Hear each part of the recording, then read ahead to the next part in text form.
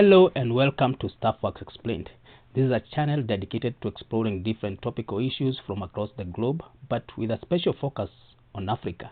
Join us as we delve into captivating subjects such as groundbreaking projects, current affairs, inspiring initiatives, among others. Our goal is to provide you with valuable insights and knowledge, shedding light on the remarkable developments taking place across the globe. We strive to keep you informed and engaged. Get ready to embark on an enlightening journey with Staffworks Explained, where curiosity meets discovery.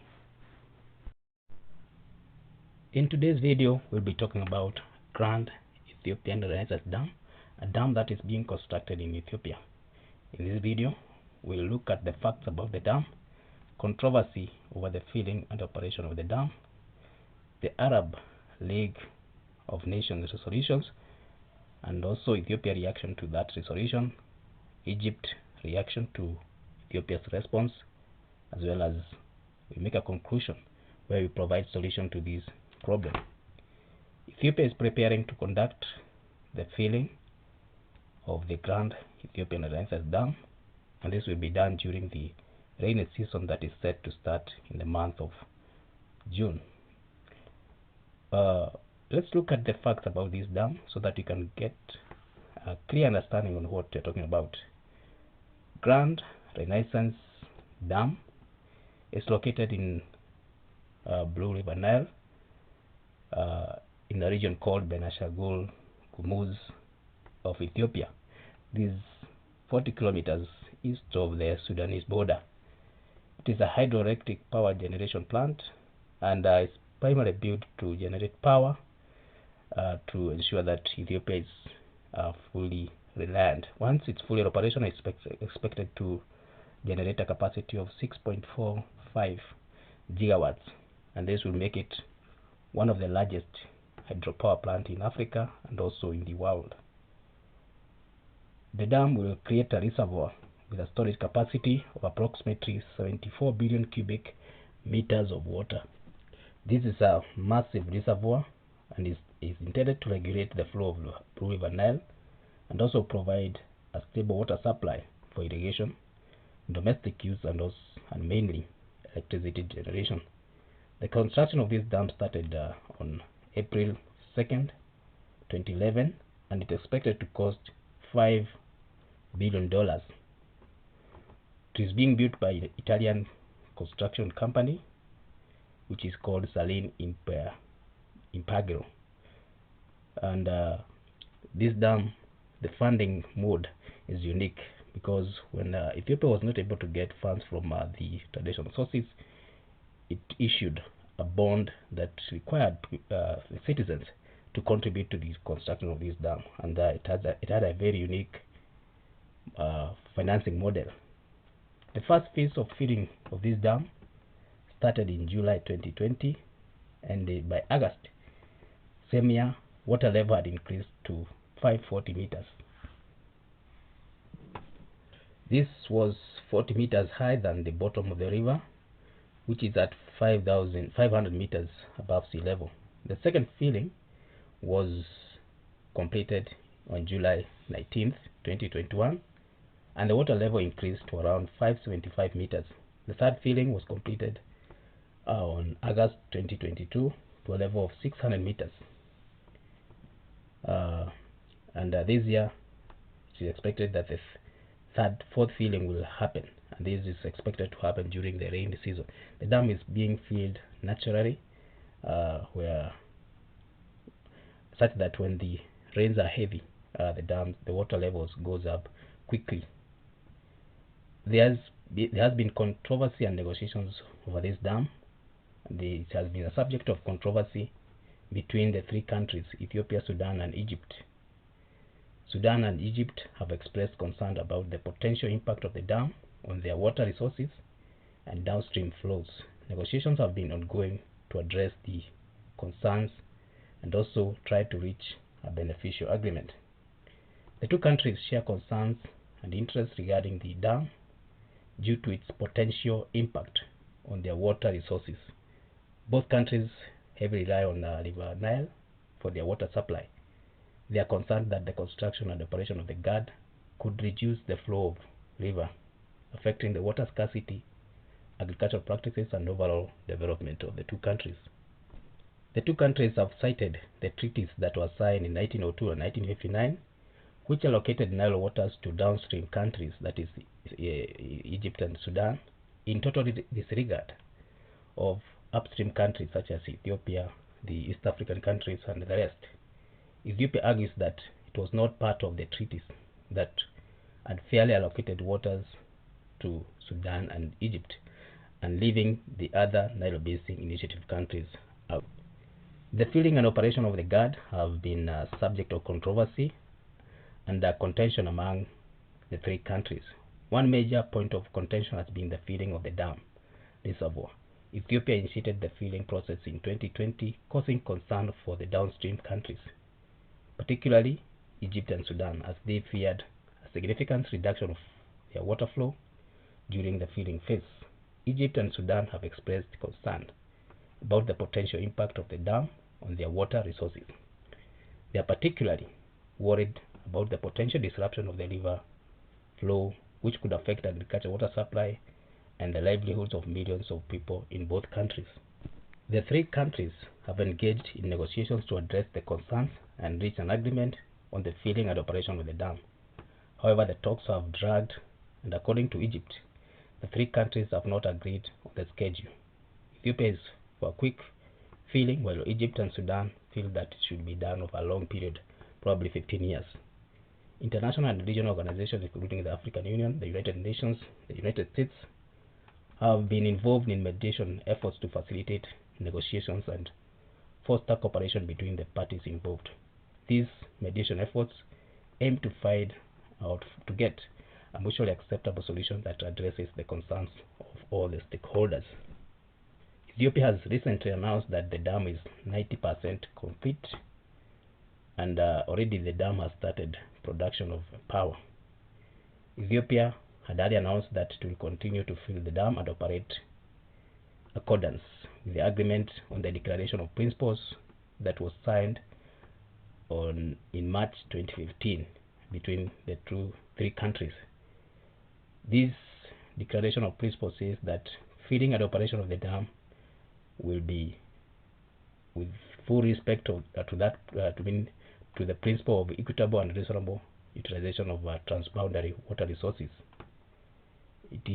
We are aware that on 20th February 2022, the dam started producing electricity for the first time, and with this production it delivered 375 megawatts, and second 375 megawatt turbine was also commissioned in August 2022.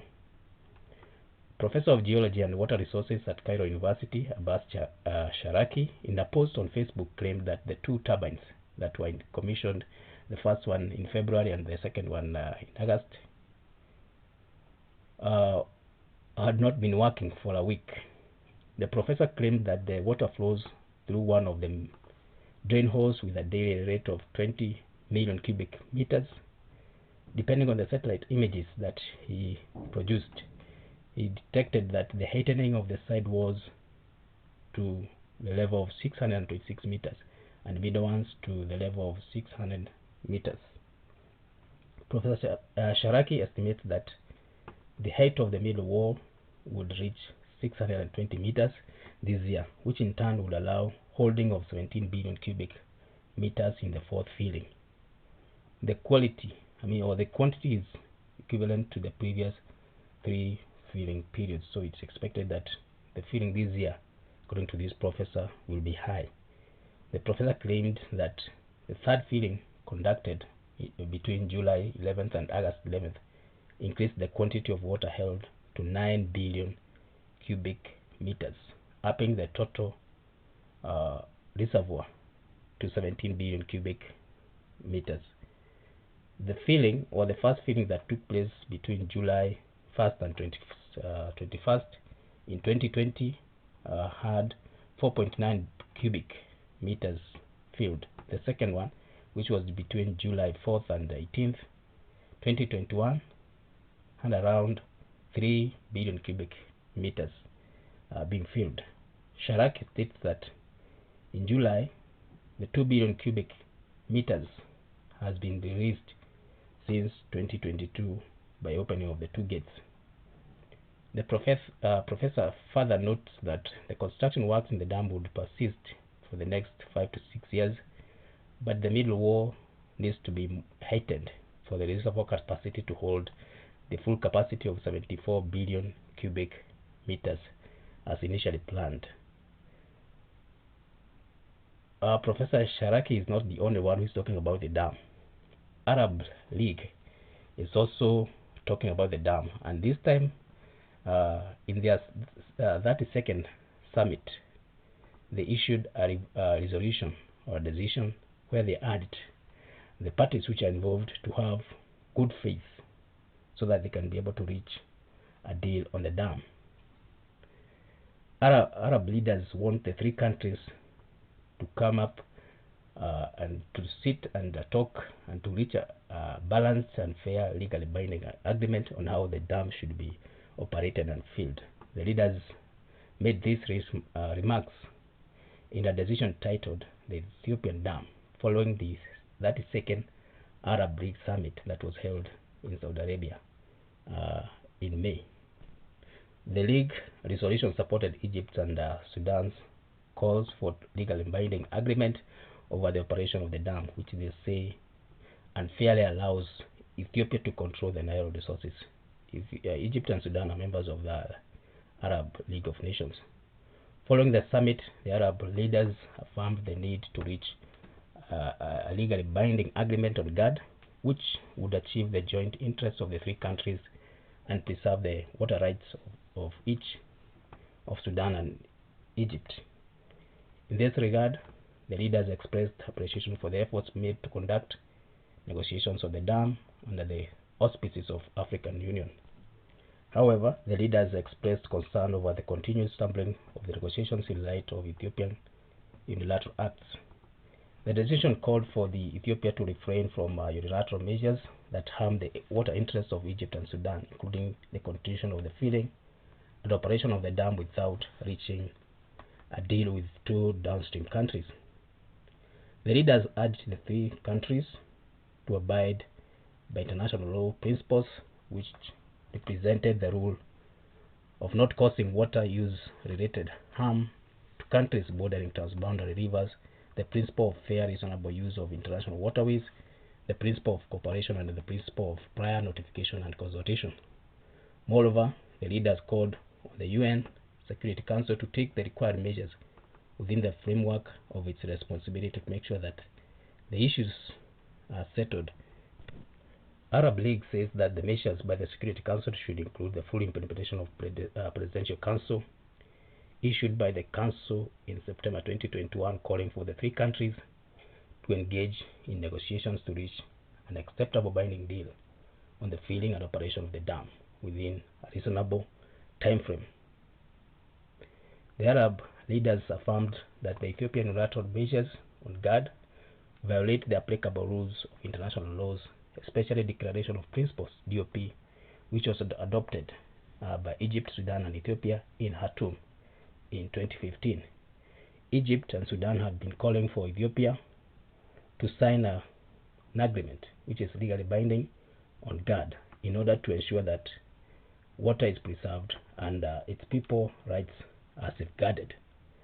The two downstream countries have urged Ethiopia to refrain from unilateral measures with regard to mega dam, warning the consequences of filling and operating the dam unilaterally before binding deal is signed.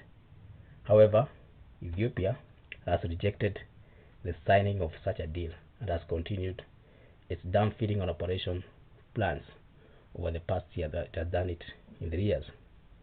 Ethiopia is also preparing to implement the fourth filling of the dam once the rains come this year. Ethiopia responding to this Arab resolution, and while doing so, the minister said that Egypt's decision to involve the Arab League of Nations was an affront to the African Union and its member states, and it was a deliberate mischaracterization of its position. Ethiopia criticized the resolution adopted by the Arab League of Nations, stating that it will escalate the long-standing conflict on Nile waters. Ethiopia Ministry of Foreign Affairs noted that the resolution echoed by Egypt was hostile regarding the GAD.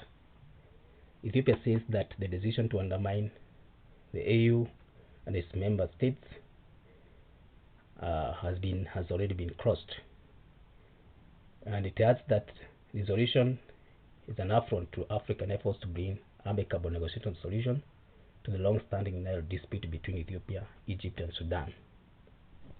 Ethiopia added that this decision runs contrary to the cherished and shared history of the people of Africa and the Arab world.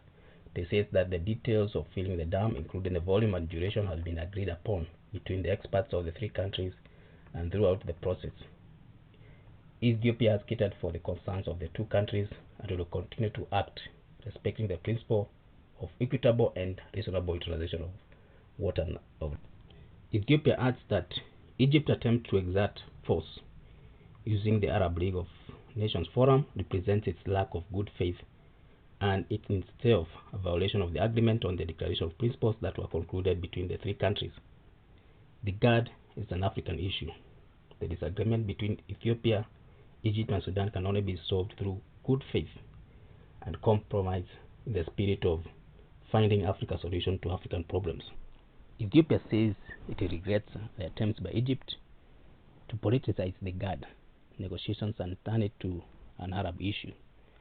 Despite Egypt's concerns and repeated warning, Ethiopia has vowed to continue filling the dam, and this year they are planning to do it starting June. Egypt reacted to Ethiopia's response by criticizing the country for its false claim that Arab League of Nations has crossed the line as far as dealing with these issues concerned.